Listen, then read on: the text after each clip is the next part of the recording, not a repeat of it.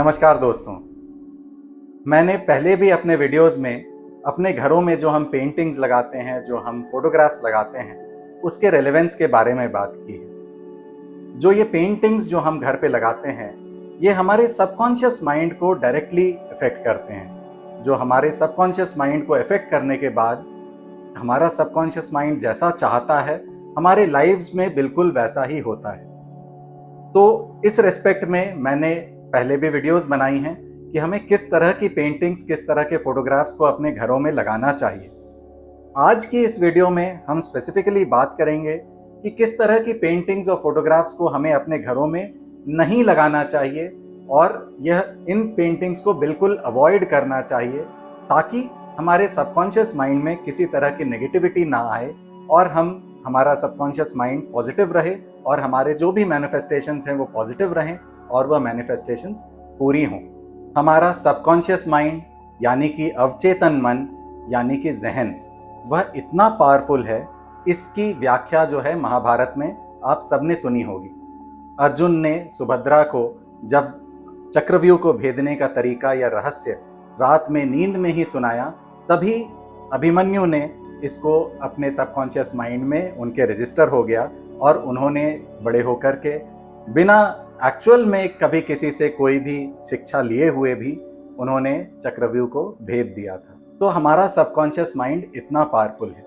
आप day to day basis पे जो भी इमेजेस देखते हैं, जो भी चित्र देखते हैं, जो भी टीवी में देखते हैं, वह सब कुछ जाकर के आपके सबकॉन्शियस माइंड में बैठता है। तो इसीलिए यह काफ़ी ज़रूरी है कि हम अच्छे से सिलेक्ट करके, दिशा के अनुसार सिलेक्ट करके अपने फोटोग्राफ्स को सिलेक्ट करें, अपने पेंटिंग्स को सिलेक्ट करें और घर को ऐसे सजाएं कि हमारे घर में कोई भी नेगेटिव पेंटिंग या चित्र घर में ना लगा। तो सबसे पहले जो पेंटिंग्स हमें नहीं लगानी है, उनमें अगर बात करें तो सबसे नंबर 1 पे कुछ पेंटिंग्स आती हैं। वो पेंटिंग्स होती हैं सैड फेसेस वाली फोटोग्राफ्स। आप गूगल पे अगर सर्च करेंगे सैड फेसेस फोटोग्राफ्स, तो आपको दुनिया भर की फोटोग्राफ्स दिखेंगी, इमेजेस दिखेंगे, और ऐसे इमेजेस को अपने घरों में बिल्कुल नहीं लगाना है। अगर ऐसे इमेजेस को हम अपने घरों में यूज़ करते हैं तो यह हमारे घरों में, हमारे फैमिली मेंबर्स में डिप्रेशन का कारक बनता है। कई तरह की इमेजेस ऐसी होती हैं जिसमें डुअल पर्सनालिटी भी होती है कि बच्चा हंस रहा है और साथ ही उसके रोते हुए की भी पिक्चर साथ में होती है। और इस तरह की फोटोग्राफ्स आज के मॉडर्न आर्ट में बहुत ही पॉपुलर चल रही हैं। पर इन फोटोग्राफ्स को हमें अपने घरों में 100% अवॉइड करना है, क्योंकि यह या तो आपको डिप्रेसिव टेंडेंसी के कारक बन जाती हैं ऐसी फोटोग्राफ्स, और या फिर आपको स्प्लिट पर्सनालिटी भी आपको देती हैं कि आप एक्चुअल में अंदर से नाराज़ हैं, नाखुश हैं, पर ऊपर से खुश नज़र आने लगते हैं, या अंदर से आप खुश हैं पर लोगों को आप नाराज़ और दुखी नज़र आने लगते हैं। तो इस तरह के स्प्लिट पर्सनालिटी डिसऑर्डर्स के भी कारक ऐसी फोटोग्राफ्स होती हैं। ऐसी फोटोग्राफ्स को डेफिनेटली हमें अपने घरों के नॉर्थ ईस्ट डायरेक्शन में बिल्कुल नहीं लगाना है। हमें अपने घरों के वेस्ट नॉर्थ वेस्ट डायरेक्शन, जो कि डिप्रेशन की डायरेक्शन है, वहाँ नहीं लगाना है। इसे हमें अपने ईस्ट साउथ ईस्ट की डायरेक्शन, जो कि एनालिसिस की डायरेक्शन है, वहाँ नहीं लगाना है, क्योंकि ऐसी फोटोग्राफ्स अगर हम ईस्ट साउथ ईस्ट में लगाएंगे तो हमें एंग्जाइटी होगी। अगर हम वेस्ट नॉर्थ वेस्ट में लगाएंगे तो हमें डिप्रेशन होगा। तो ऐसी फोटोग्राफ्स को हमें अवॉइड करना है। हमें जो भी फेसेस लगाने हैं अपने घरों में, वो हमेशा स्माइलिंग होने चाहिए और अंदर से स्माइलिंग होने चाहिए, ना कि ऐसे फोटोग्राफ्स जो कि डुअल या स्प्लिट पर्सनालिटी को डिपिक्ट करते हैं। सैड फेसेस के पिक्चर्स के बाद अगर मैं बात करूं तो मॉडर्न आर्ट में आजकल बड़ी कॉन्ट्रास्टिंग इमेजेस आती हैं, जहां मल्टीपल कलर्स यूज होते हैं। रेड के साथ ही ब्लू भी यूज होता है, ब्लू के साथ येलो यूज होता है, और एब्स्ट्रैक्ट सा आर्ट बनता है। तो इस तरह के एब्स्ट्रैक्ट कॉन्ट्रास्टिंग जो मॉडर्न आर्ट के जो पेंटिंग्स होती हैं, इनमें क्या होता है कि ये नेचर से हमें दूर कर रहे होते हैं, ये नेचर से बिल्कुल अलग होते हैं ये फोटोग्राफ्स, और इन पेंटिंग्स को भी हमें अवॉइड करना चाहिए, क्योंकि यह हमारे सबकॉन्शियस माइंड को अगेन नेचर से दूर कर रहे होते हैं। तो ऐसे पेंटिंग्स जिसमें रेड कलर बहुत ज़्यादा है और साथ ही ब्लू कलर भी है, तो ये देखिए फायर एलिमेंट और वाटर एलिमेंट दोनों को एक साथ एक पेंटिंग में नहीं आना चाहिए। तो ऐसे पेंटिंग्स को हमें अवॉइड करना है। ऐसी पेंटिंग्स अगर हमारे पास है, जो हमने बहुत प्रेशियस हमारी पेंटिंग है, खरीद ली है, तो ऐसी पेंटिंग्स को हमें किस जोन में लगाना है, यह निर्धारित करने के लिए हम देखेंगे कि उस पेंटिंग में सबसे ज़्यादा किस कलर का उपयोग किया गया है। अगर ग्रीन कलर ज़्यादा यूज़ हुआ है तो उसे हम ईस्टर्न डायरेक्शन में यूज़ कर लेंगे।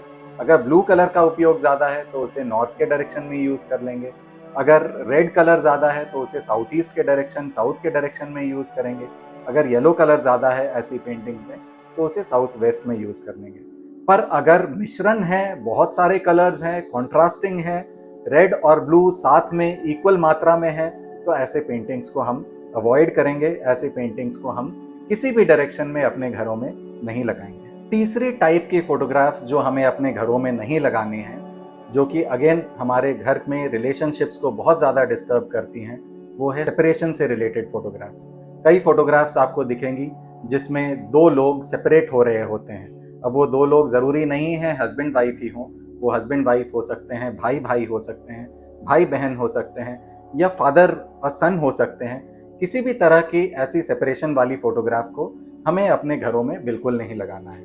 ये रिलेशनशिप एस्पेक्ट को 110% ये इफेक्ट करेंगे ऐसे फोटोग्राफ्स, और ऐसे फोटोग्राफ्स का हमारे घर पे होना बिल्कुल भी सही नहीं है और इन्हें हमें 110% अवॉइड करना है। हाथी क्योंकि एक वेटेड एनिमल है, एक वजनी जीव है, तो इसे नॉर्मली हमें अपने साउथ वेस्ट के तरफ के जोन्स में ही यूज़ करना चाहिए, जो कि अर्थ एलिमेंट का जोन है। अर्थ एलिमेंट एक स्ट्रेंथ देने वाला एलिमेंट है, एक स्टेबल एलिमेंट है, और इस एलिमेंट पे अगर हम हाथी के फोटोग्राफ्स को लगाते भी हैं तो वो वेट को बर्दाश्त करने में, वेट को सहन करने में वह सक्षम है। तो इसीलिए हाथी के फोटोग्राफ्स, हाथी के म्यूरल्स, हाथी के स्टैच्यूज़ को हमें सिर्फ और सिर्फ साउथ वेस्ट के डायरेक्शन में ही रखना चाहिए और किसी और अन्य डायरेक्शन में हाथी को प्लेस नहीं करना चाहिए। लाइकवाइज लॉर्ड बुद्धा की फ़ोटोग्राफ्स हम बहुत कॉमनली यूज़ करते हैं, लॉर्ड बुद्धा की स्टैच्यूज़ भी बहुत कॉमनली यूज़ करते हैं। तो लॉर्ड बुद्धा की जो सिर्फ हेड वाली फ़ोटोग्राफ होती है, ये राहु का प्रतीक है और यह फैमिली लाइफ से डिटैचमेंट को दर्शाता है। यह एक मेडिटेटिव स्टेट को दर्शाता है कि नॉर्मली जो लॉर्ड बुद्धा की तस्वीर होती है उसमें उनकी आंखें बंद होती हैं और वो एक मेडिटेटिव स्टेट में होते हैं। तो ऐसी फ़ोटोग्राफ्स को हमें अवॉइड करना चाहिए। अगर हमें लॉर्ड बुद्धा की फ़ोटोग्राफ लगानी ही है तो उनकी फुल बॉडी की फ़ोटोग्राफ हमें यूज़ करनी चाहिए, जिनमें उनका पूरा शरीर हो, और उनके पूरे शरीर के फ़ोटोग्राफ को हमें सिर्फ और सिर्फ नॉर्थ ईस्ट के डायरेक्शन में लगाना चाहिए, क्योंकि वह नॉर्मली एक मेडिटेटिव स्टेट की फ़ोटोग्राफ होती है और मेडिटेटिव स्टेट की फ़ोटोग्राफ को हमें नॉर्थ ईस्ट में ही यूज़ करना चाहिए। किसी भी और डायरेक्शन में यूज़ किए हुए लॉर्ड बुद्धा की फ़ोटोग्राफ्स उस डायरेक्शन के एट्रीब्यूट्स को, उस डायरेक्शन के गुणधर्मों को अगेन स्लो करती हैं और हमें वो एट्रीब्यूट्स उपयुक्त मात्रा में मिलनी बंद हो जाती हैं। इसी तरह से कोई भी वॉर की फ़ोटोग्राफ्स, ऐसी फ़ोटोग्राफ्स जहाँ दो जन लड़ रहे हों, ऐसी फ़ोटोग्राफ्स जहाँ कार की रेस हो रही हो, ऐसी फ़ोटोग्राफ्स जहाँ हसल बसल बहुत ज़्यादा हो, ऐसी फ़ोटोग्राफ्स को हमें अपने घरों में अवॉइड करना चाहिए। एक और तरह की फ़ोटोग्राफ जो हम नॉर्मली अपने घरों को सजाने में हमेशा यूज़ करते हैं वो होती हैं कोलाजेस। कोलाजेस भी हमें अपने घरों में अवॉइड करना चाहिए, क्योंकि कोलाजेस में क्या होता है कि अलग अलग जगहों की फ़ोटोग्राफ्स होती हैं, अलग अलग लोकेशंस की फ़ोटोग्राफ होती है, अलग अलग स्टेट ऑफ माइंड की फ़ोटोग्राफ्स होती हैं। कभी हम घूमने गए हों वहाँ की फ़ोटोग्राफ होती है, कभी हम किसी की शादी में हों उसकी फ़ोटोग्राफ होती है, अलग अलग इवेंट्स की फ़ोटोग्राफ होती है। तो हमारी जो मनोस्थिति है उन फोटोग्राफ्स को खिंचवाते वक्त अलग अलग रहती है, और ऐसी मनोस्थितियों को जब हम एक साथ कोलाज बना करके एक साथ प्रेजेंट करते हैं तो अगेन वो एक बहुत ही पॉजिटिव वाइब नहीं क्रिएट करती और वह एक कोलाज, एक मिक्स्ड मनोस्थिति का ही प्रतीक बनती है। तो कोलाजेस को भी हमें घरों में अवॉइड करना है। हम एक बड़ी फोटोग्राफ, किसी एक पर्टिकुलर इवेंट में खिंचाई हुई बड़ी फोटोग्राफ जिसमें जो भी मेंबर्स उस फोटोग्राफ्स में हो वह खुशमय हो, बस खुशी के पल में एक साथ एक अच्छे मनोस्थिति में हो, ऐसी फोटोग्राफ्स को हम लगाएं, वह कोलाजेस से ज़्यादा अच्छा इफेक्ट देंगी।